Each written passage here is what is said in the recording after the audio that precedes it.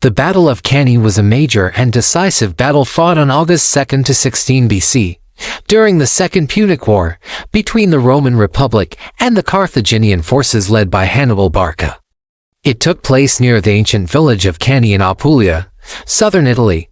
Hannibal's army, though outnumbered, used a brilliant double envelopment tactic to surround and nearly annihilate a much larger Roman army commanded by consuls Lucius Aemilius Paulus and Gaius Terentius Varro.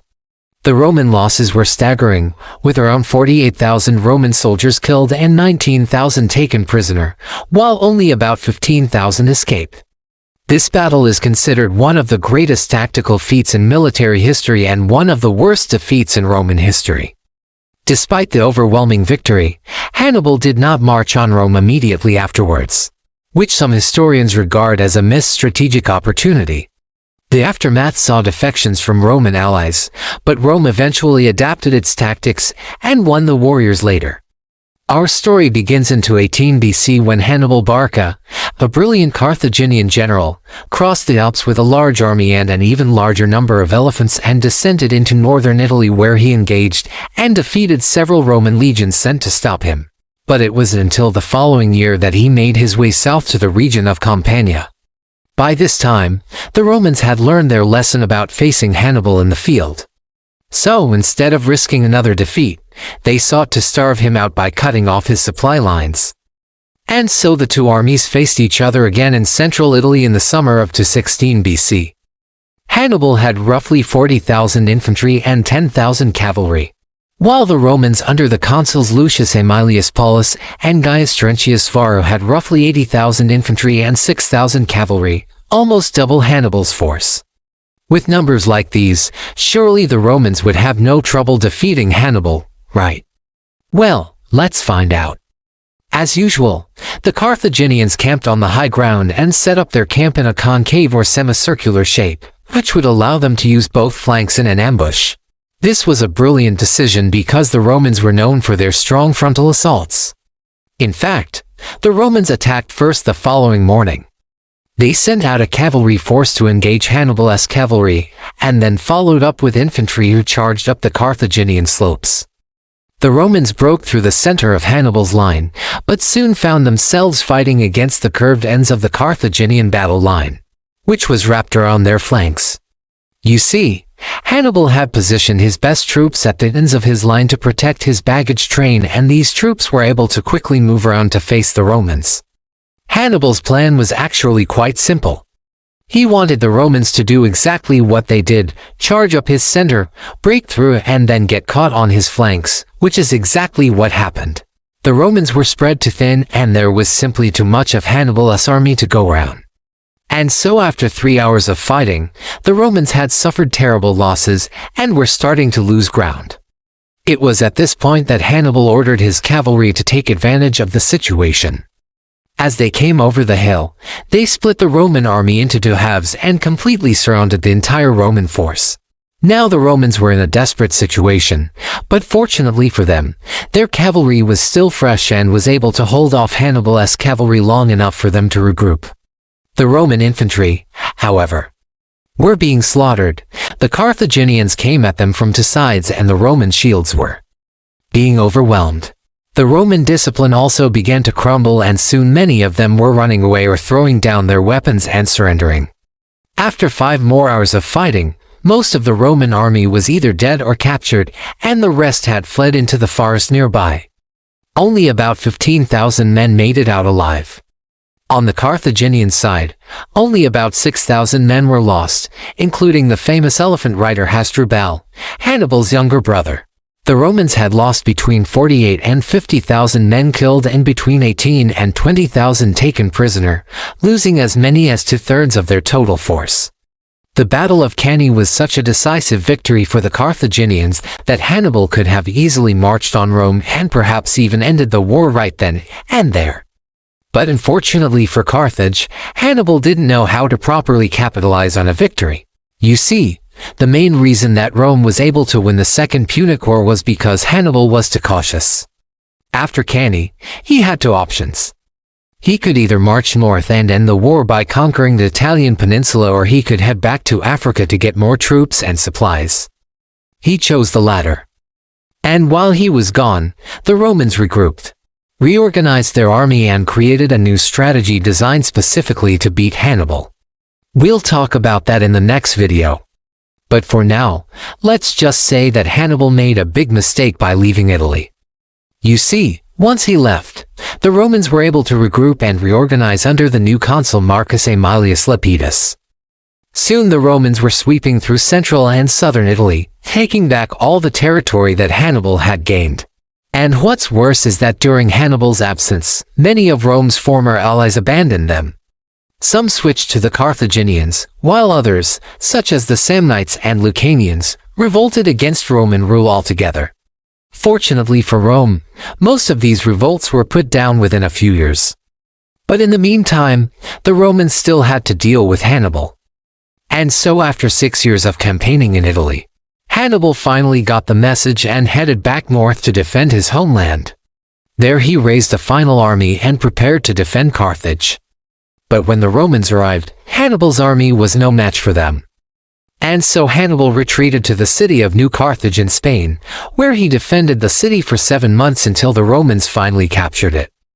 Hannibal escaped to the city of Carthage, where he lived out the rest of his life as a refugee. He died in 183 BC, reportedly by his own hand. Although the Carthaginians won the Battle of Cannae, they lost the war because their victory did not result in any significant territorial gains and allowed the Romans to regroup and come back stronger than ever.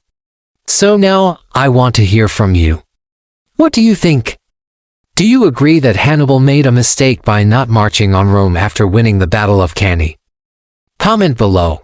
Also, if you enjoyed this video, please hit the like button and subscribe if you haven't already. Thanks for watching. The Battle of Cannae was fought on August 19 BC near the modern city of Cannae in southeast Italy during the Second Punic War between Rome and Carthage. It is considered one of the greatest tactical victories in military history and a decisive battle. In the Second Punic War, in this battle, Hannibal Barca, a Carthaginian general, utterly defeated a much larger Roman force under the consuls Lucius Aelius Tibero and Marcus Junius Silanus. The question is, what were the exact troop numbers and compositions on both sides? That is what we will find out in today's episode. But before we do, it would be appreciated if you could leave a thumbs up for more great historical content. And let's jump straight into it. The Roman army deployed in a sort of semicircular formation with its heavy infantry in the center, cavalry on the flanks and light infantry along the edges. In contrast, Hannibal positioned his army in a more compact, linear formation with the bulk of his forces concentrated in the center. This allowed him to bring superior numbers to bear on the Romans in the critical area where the two armies collided. As the battle commenced, Hannibal's cavalry executed a brilliant flanking maneuver, enveloping the Roman cavalry on both sides. Meanwhile, his infantry, deployed in deep columns, advanced steadily against the Romans, inflicting heavy casualties. The Romans struggled to make headway against Hannibal's battle-hardened troops and their disciplined formations, despite their numerical superiority. The Romans ended up being squeezed between Hannibal's infantry columns and cavalry on the flanks, suffering catastrophic losses. According to Livy, around 70,000 Roman infantrymen were killed or captured, along with 6,000 Roman horsemen. Polybius, another Roman historian, put the total number of Roman dead at over 40,000, with many more captured. On the other hand, according to the same sources, Hannibal's forces suffered comparatively light casualties with approximately 4,000 Celts and 1,500 Iberians and Libyans killed in action. However, Appian wrote that Hannibal lost 10,000 men in total, but he also admitted that no one knows how many died at Cannae, and the lack of precise casualty figures reflects the one-sided nature of the battle. As Livy himself put it, not even the enemy got tired of slaying the Romans. Now, however, let us discuss the exact composition of the armies. Roman side. The Roman army was commanded by the consuls Lucius Aelius Tibero and Marcus Junius Silanus. Unfortunately, the exact number of troops each commander brought to the field is not known. But from the available evidence, it can be estimated that the Roman total was around 86,000 to 87,000. Of these, around 70,000 were infantry and around 6,400 were cavalry. The infantry consisted of approximately 25,000 Roman citizens and 30,000 allied infantry. The Roman cavalry consisted of around 2,400 horsemen drawn from Rome's own ranks and around 4,000 cavalrymen from allied Italian states. Additionally, there were probably some light troops attached to the army, such as the leets and other missile troops. According to Adrian Goldsworthy, the Romans had 10 cohorts of light infantry, 4 of which were Italian allies, and the other 6 were made up of volunteers from central Italy. These were armed with javelins and light throwing spears. Another 8 legions of infantry were also present, 4 of which were Roman legions and 4 were again allies. Each legion was composed of 3,200 heavy infantry armed with the standard Roman equipment of the period, including a sword, a dagger, a shield, a helmet and armor. Also, each soldier carried a pillar, a set of heavy javelins designed to disrupt enemy formations, and were commonly used by Roman light troops. As for the cavalry, the Romans had 2,400 cavalrymen. In addition, 4 cohorts of cavalry were present, 2 of which belonged to Rome itself and 2 to her allies. Each cohort had 320 horsemen armed with a sword, javelin and shield. The cavalry was primarily tasked with protecting the flanks of the army. Carthaginian side, Hannibal's army, on the other hand, was more diverse. Reflecting the multi-ethnic composition of Carthage, his heavy infantry comprised the core of his fighting force beyond his personal bodyguard. Hannibal also had at least 6,000 Numidian cavalrymen under the command of his brother Hasdrubal. These cavalry played a pivotal role in the battle, executing a decisive flanking maneuver that trapped the Roman cavalry and contributed significantly to the overall victory. In addition to these heavy infantry and cavalry, Hannibal's army also included substantial numbers of light infantry. These troops, numbering around 6,000, were composed of various peoples from his empire, including Balearic slingers from Majorca, Iberians from Spain, Gauls from the region around the Massif Central and the Po Valley, and Libyans from North Africa. These light troops were strategically deployed to support the heavy infantry and cavalry, providing fire support and harassing the enemy. For example, the Balearic slingers were renowned for their skill and accuracy in hurling stones to devastating effect. Another 8,000 cavalrymen were also present, comprising 2,000 Numidians, 4,000 Iberians, 1,000 Gauls and 1,000 Libyans. The infantry was organized in 10 hastati, 8 principes and 6 triarii, while the cavalry was divided into 3 divisions of 2,000 each. And that is all the information we have about the troop numbers and compositions of the armies that fought at the Battle of Cannae. If you enjoyed this episode, please leave a like and subscribe for more. And as always, thank you so much for watching. The Battle of Cannae was one of the greatest battles ever fought. It is famous for Hannibal's genius double envelopment, a perfect tactical victory where he completely surrounded and annihilated a larger Roman army. But how exactly did this brilliant plan work? What were its key steps and why was it so effective? Let's examine the battle step by step to find out. To understand how Hannibal's double envelopment worked at the Battle of Cannae, we need to first look at his army. When he arrived in Italy in 218 BC, Hannibal's army was still green. It consisted of soldiers from many different regions, mainly Spain, Gaul and Africa. He led 90 elephants with up to 40,000 foot soldiers and 10,000 cavalrymen. But the soldiers weren't all equally experienced. Hannibal placed his most unreliable troops, mostly Hispanic and Gallic infantry, in the middle of his army, forming a crescent shape. These troops were not very disciplined and would need support from more reliable troops on their flanks, on the right and left wings. Hannibal placed his strongest troops, veteran African infantry and cavalry. The Africans were battle-hardened and knew Hannibal's battle plans very well. They were also masters with javelin and sword. And the cavalry was also battle-experienced and superior to the Roman cavalry, so Hannibal's army had a weak center and strong flanks. Hannibal knew that the Romans would be eager to destroy his army, so he gave the Romans what they wanted. As the Romans attacked, his troops pretended to be in disorder and retreated, bending inward and forming a concave shape. Meanwhile, his cavalry on the wings protected the flanks from any interference. The Carthaginian infantry kept giving ground, allowing the Romans to advance deeper and deeper into the Carthaginian lines. This caused the heavy Roman infantry to extend far past their original position. Their line became stretched thin and lost cohesion.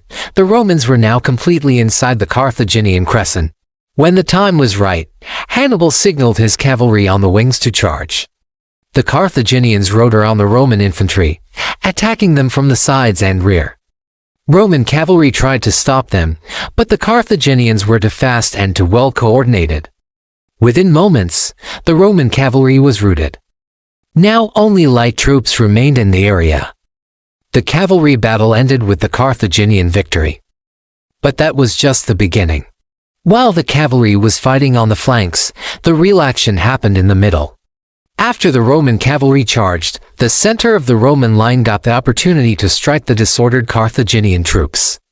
However, because the center had advanced so deep and the Romans were so tightly packed, they were unable to do so. They were too extended and didn't have the necessary depth. If the Romans had pulled back a bit and attacked later, they might have had some success against the Carthaginian center. But unfortunately, they didn't know that. They pressed their attack against the resilient Carthaginians. On the other hand, the Carthaginian infantry in the center had an easy task. They just needed to hold out until their cavalry finished dealing with the Roman cavalry. Once the Romans attacked, the center realized it was caught in a trap. The Carthaginian infantry was in a good position to stop the Roman attacks. The Spanish and Gallic troops were tenacious and held their ground. Even the elephants helped the infantry in the center by trampling some Romans. For the Romans, there was no way out. They were stuck inside the Carthaginian crescent and couldn't escape. They couldn't get past the stubborn Carthaginians in the center. The cavalry battle on the wings decided the fate of the entire army. The Romans were trapped like rats in a cage. As the cavalry battle reached its climax, Hannibal made his move. He ordered his veteran troops on the flanks, the light African infantry and cavalry, to pivot inward toward the Roman infantry, aiming to crush them in a pincer movement. The Africans moved quickly along the extended Roman flanks, exploiting the fact that the Romans were so deeply extended and without cavalry support. The African infantry cut off the Romans' retreat. Soon they were completely surrounded. Trapped from advancing forward or withdrawing backward, the Romans could see their doom approaching. Now Hannibal ordered his cavalry to ride close behind the advancing infantry on the flanks. Together, they completed the encirclement. Now the Romans were fully surrounded and pinned down on all sides. The light infantry, the Numidians, slingers and archers, rained arrows upon the Romans. Elephants also joined the fray, trampling and goring the enemy. The Romans tried their best to hold out. They were excellent swordsmen and hacked away at the elephants with their long swords, but there were too many elephants and they were brave and persistent. The Romans were exhausted from the day of fighting and their shields were battered and broken. Slowly but surely, the elephants advanced into the Roman infantry. Those poor Romans who fell victim to the elephants' tusks or feet were torn limb from limb. Some Romans tried to flee the carnage, but the Numidian cavalry blocked their path and cut them down. Others fled on horseback. Meanwhile, the main Carthaginian infantry in the center struck the final blow.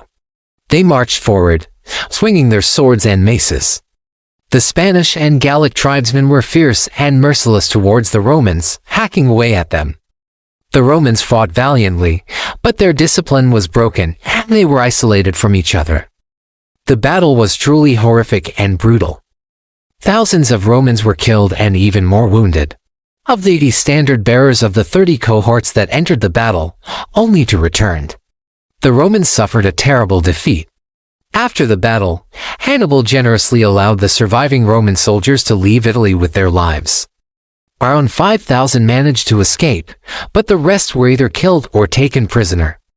Hannibal had proven himself to be a brilliant commander.